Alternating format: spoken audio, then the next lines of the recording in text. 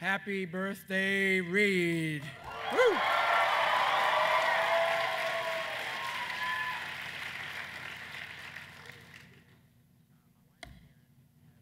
For an old dame, you're looking pretty good, Reed.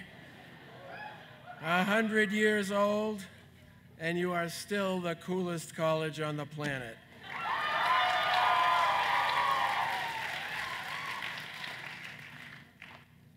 So what's next, right? So what's next? Well, I've been thinking about this. 9 years ago, I stood on this spot and I delivered my inaugural address as the 14th president of Reed College. It was a simpler, more innocent time. For one thing, the tent was smaller, and the audience was quieter, and the budget was much smaller, and I was younger, and we were all younger. Nationally, it was a simpler time. The federal debt was a mere $6 trillion. Democrats and Republicans openly embraced on the streets.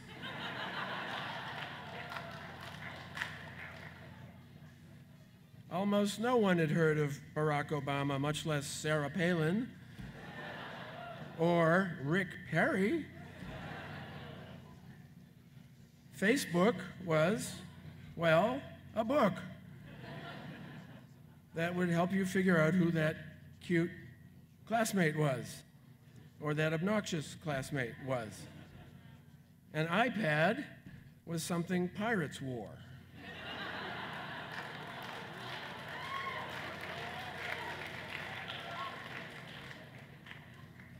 Yar.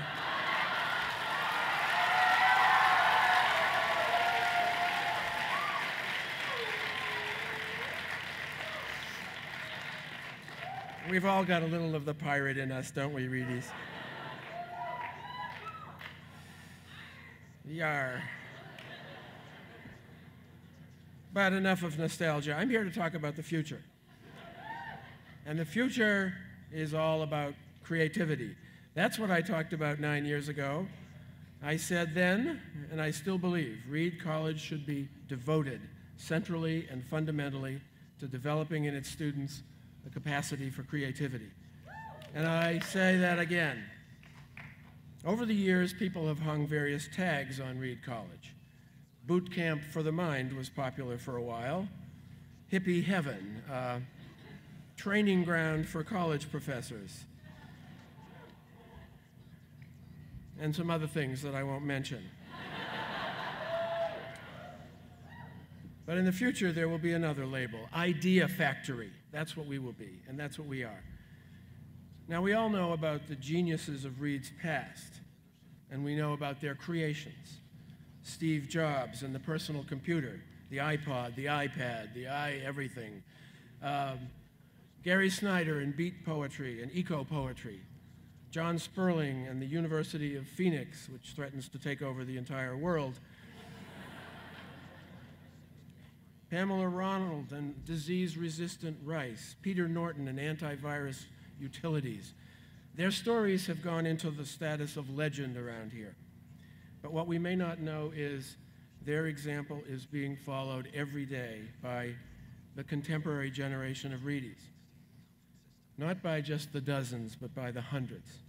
You have seen on this stage tonight a spectacular example in Sasha Kramer, and she has talked about so many of her classmates and colleagues who have created not only a new relief agency, but a transformative relief agency.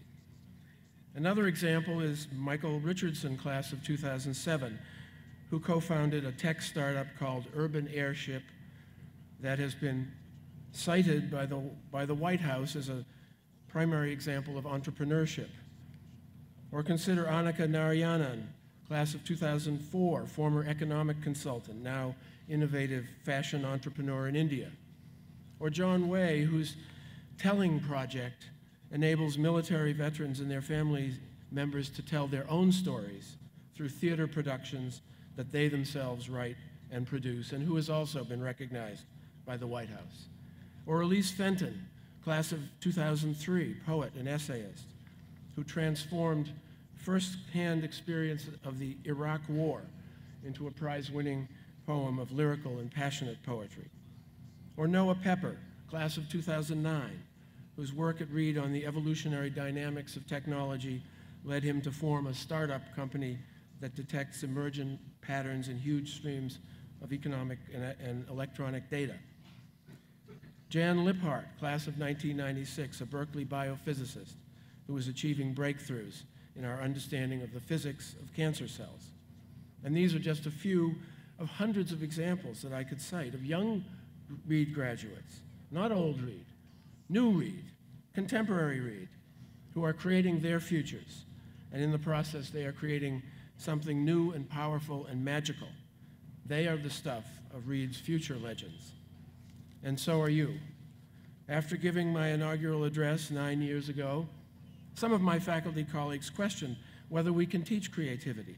And my reply was then, and it is now, yes, you can, and you are doing it. To be sure, we can't manufacture creativity, but we can produce the conditions in which it is likely to flourish. We know that research tells us creativity requires two things: rigorous training and the practice of transformative skills. For 100 years, Reed has been synonymous with rigorous training, and so it will continue. Reedies read voraciously, argue endlessly, debate vigorously, master complex analysis and intricate argument. Yes, when those silly college guides and websites do rankings on, quote, colleges that kick academic butt, we will always be at the top.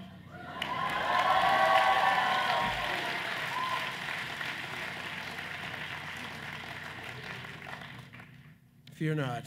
If the faculty won't allow that to change, the students certainly won't allow that to change.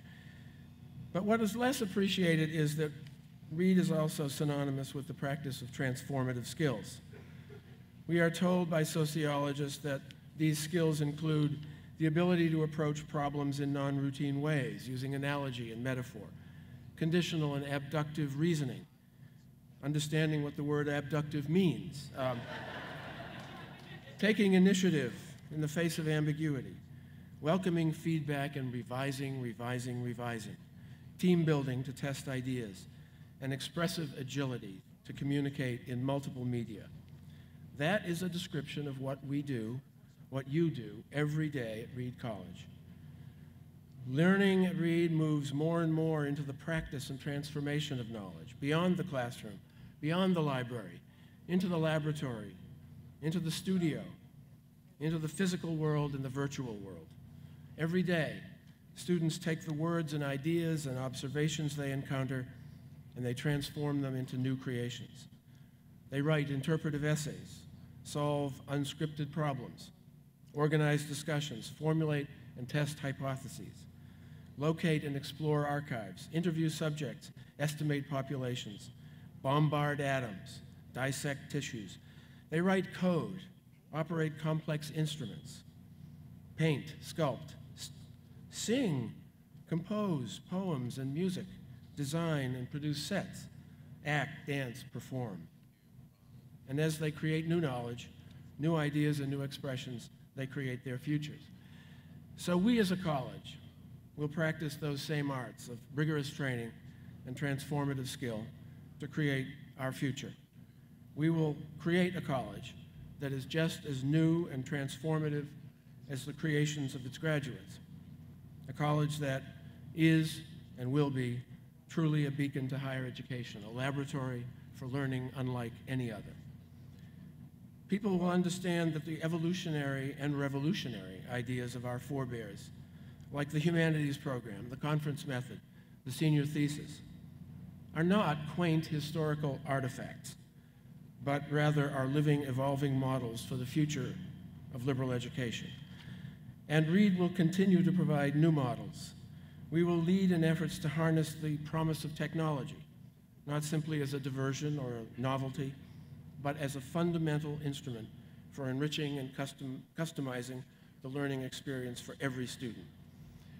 Reed will serve as a leader for reaching out to students from every background, making it attractive and possible for them to participate fully in this academic experience.